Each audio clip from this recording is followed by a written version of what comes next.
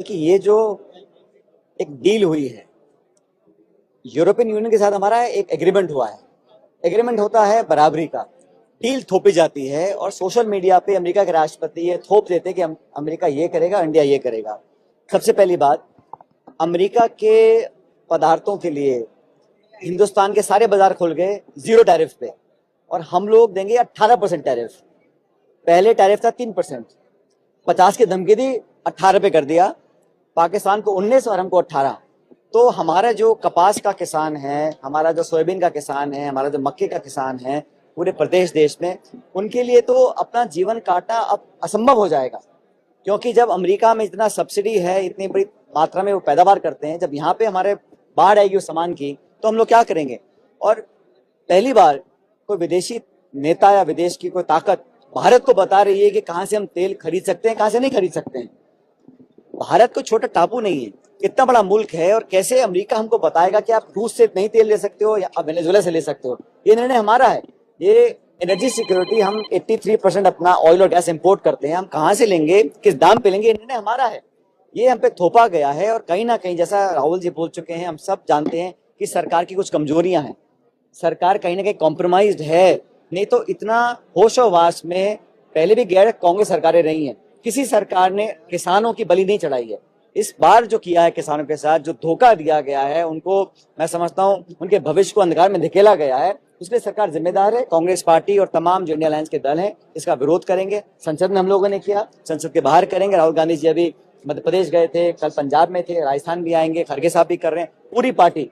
और मैं समझता हूं कि पूरे किसान वर्ग और नौजवान समझ गए हैं कि जो ट्रेड डील की गई है एक तरफा है, और भारत की एनर्जी सिक्योरिटी, भारत की इकोनॉमिक सिक्योरिटी और भारत के किसान जो हमारे अन्नदाता हैं, दूधदाता हैं, उनके साथ बहुत बड़ा खिलवाड़ किया गया है। इस धोखे को देश बर्दाश्त नहीं करेगा। और ये वही बीजेपी है, आप सबको याद होगा, भारतीय जनता पार्टी, जब मनमोहन सिंह जी प्रधानमंत्री थे, भारत को परमाणु शक्ति बनने का जो हमने डील की थी अमेरिका के साथ, उसका भाजपा ने विरोध किया।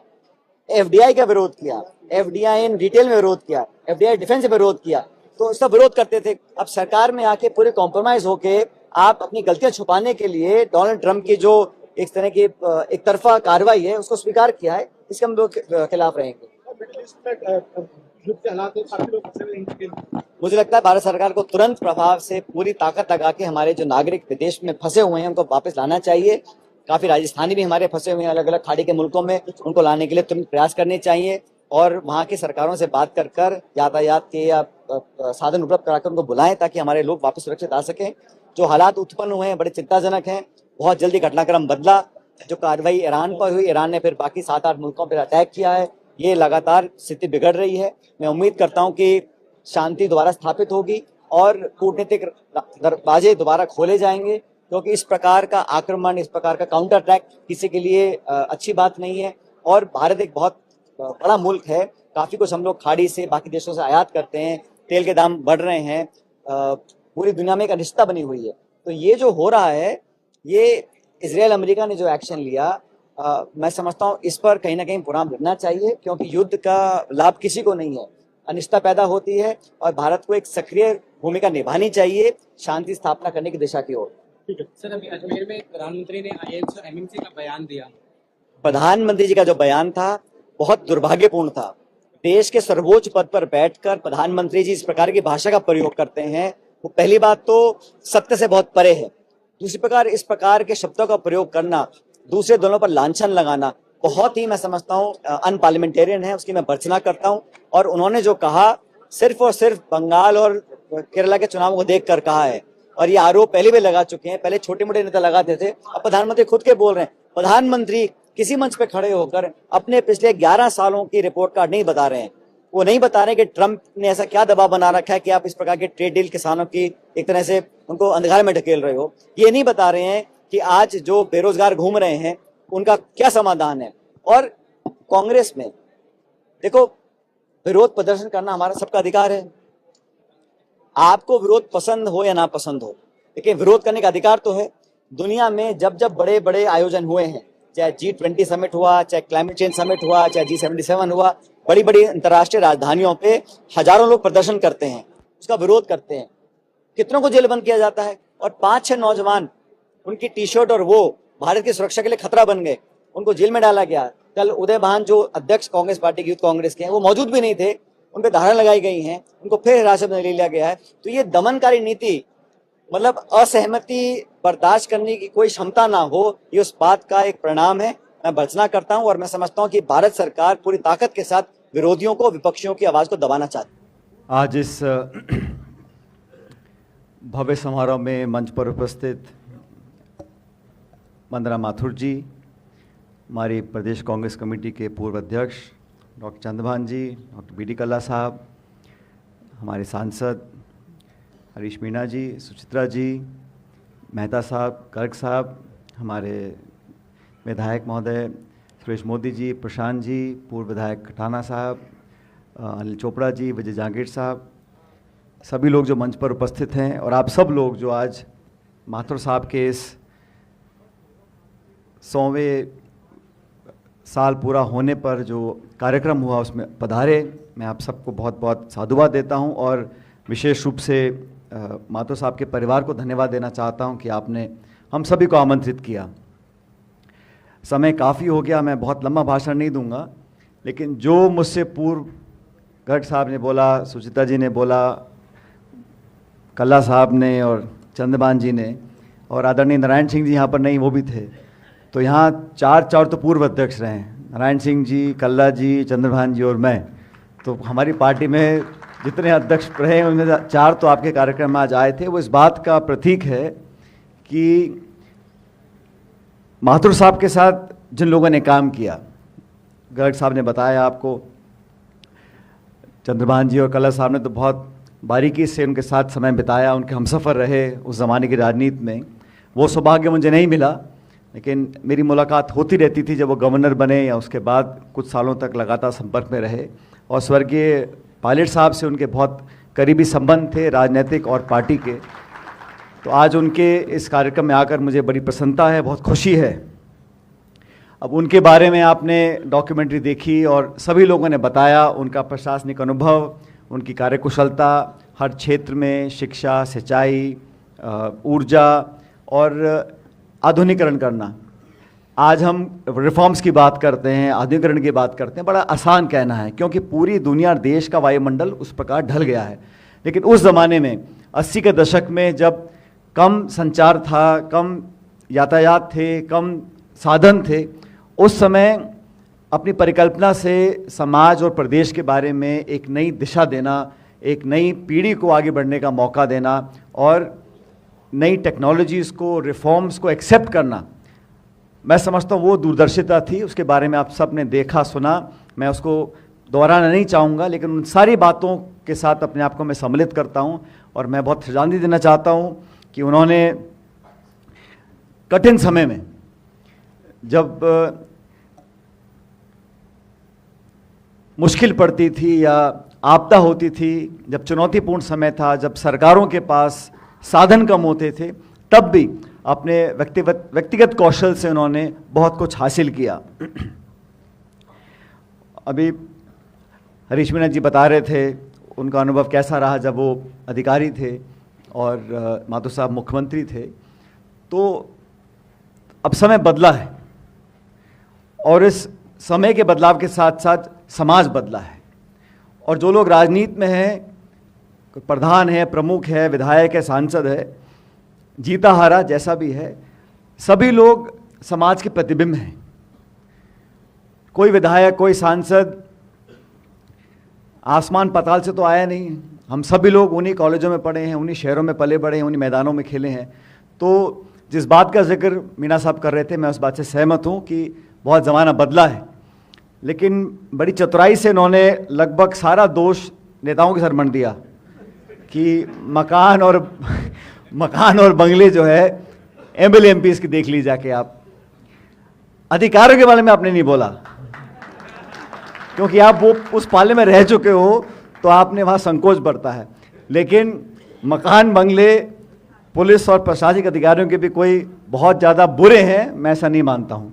तो ये जो बदलाव आया है, और हकीकत यह है कि इस देश में प्रगति भी हुई है, अब लोग कुछ साधन संपन्न भी हुए हैं, लेकिन ये बात सच है, जिस मौलिक आधार से एक ईमानदार राजनेता अपनी बात कह सकता है और अपने मत को करवा सकता है, वो मौलिक शक्ति और आंतरिक जो शक्ति है वो सच्चाई ईमानदारी से आती है।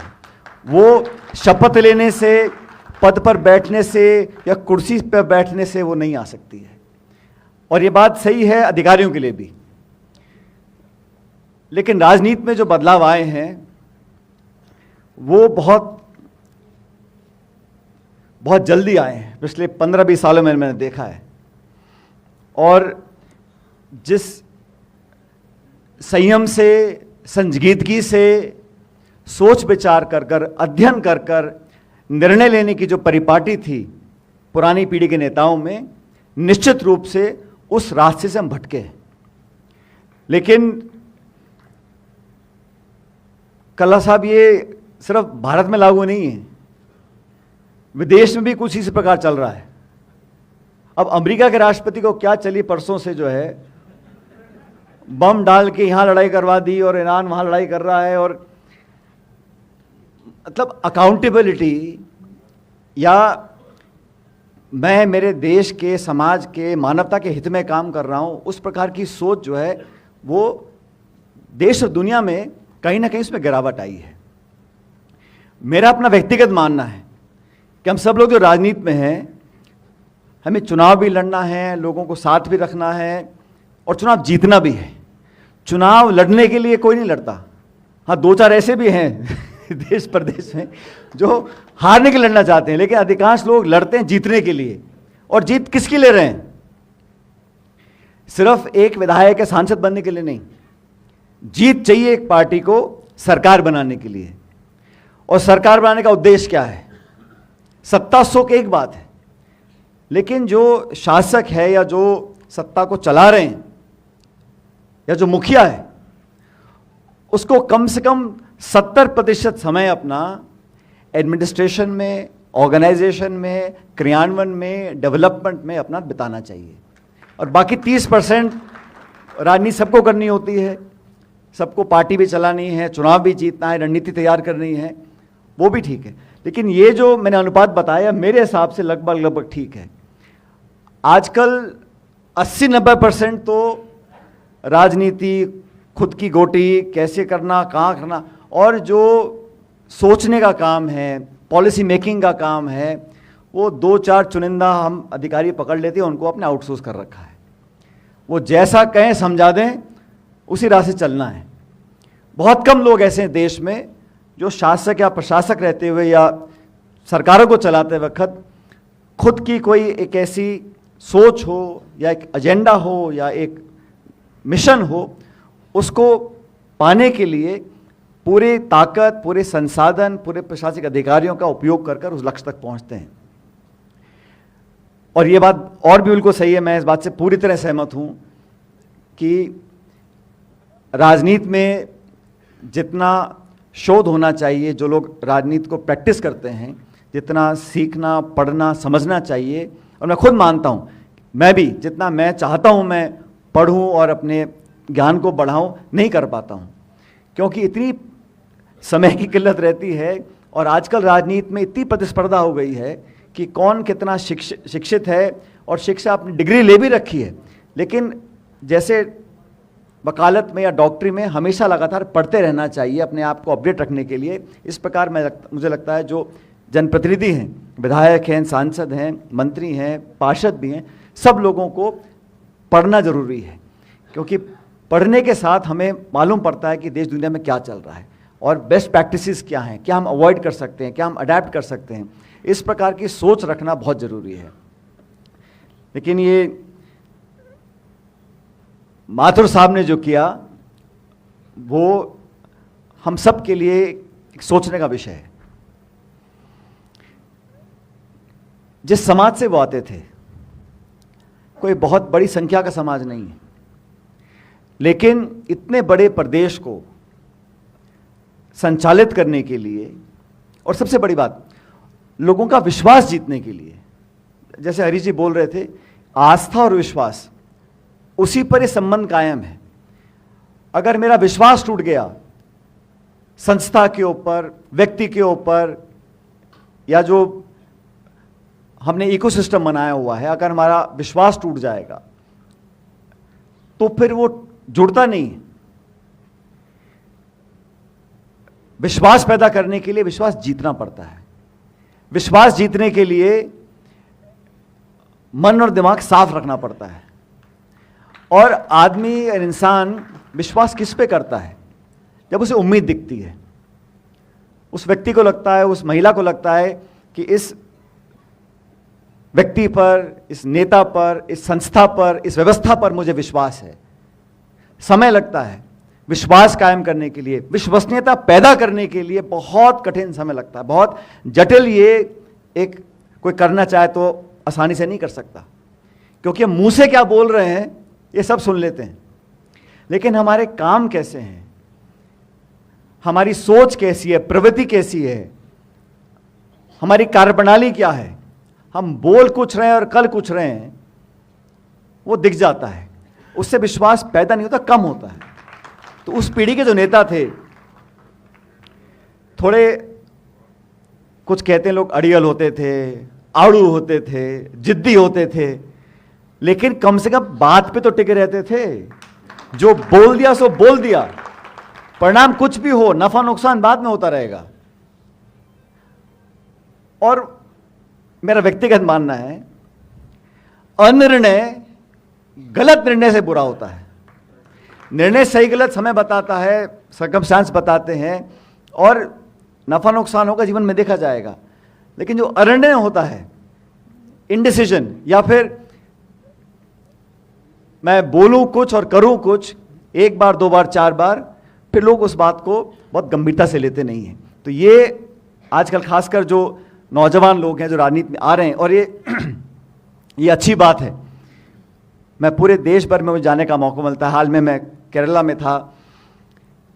जो पंचायत राज संस्थाएं हैं, जिला प्रमुख हैं, प्रधान हैं, सरपंच हैं, वार्ड मेंबर हैं, इसमें इतने सारे नौजवान लड़के लड़कियां जो शिक्षित हैं वो भाग लेना चाह रहे हैं। ये हमारे समाज, देश के लिए बहुत अच्छा संकेत है।